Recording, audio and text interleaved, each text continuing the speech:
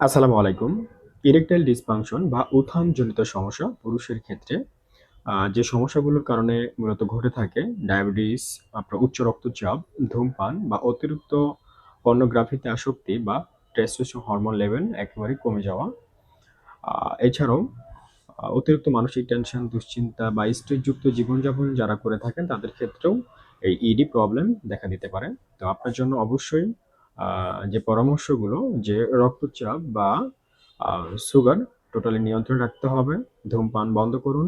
দৈনিক ব্যায়ামে অভ্যস্ত হওয়ার চেষ্টা করুন। অবশ্যই আ হেলদি খাবারগুলো, যে খাবারগুলো আপনার টেস্টোস্টেরন হরমোন লেভেলকে বাড়িয়ে দেয় এবং টোটাল রিপ্রোডাক্টিভ অর্গানের উপর কাজ করে এই জাতীয় খাবারগুলো আপনাকে বেশি, বেশি খেতে হবে। যেমন কাজু বাদাম, পেস্তা বাদাম, কাঠবাদাম, আখরোট, দেশি কলা, ঘি, মধু, খেজুর এবং প্রচুর পরিমাণে শাকসবজি, সিজনাল ফলমূল বেশি, বেশি খেতে হবে। প্রয়োজনে অবশ্যই সাপ্লিমেন্ট নিতে পারবেন। ভালো থাকবেন। আসসালামু আলাইকুম।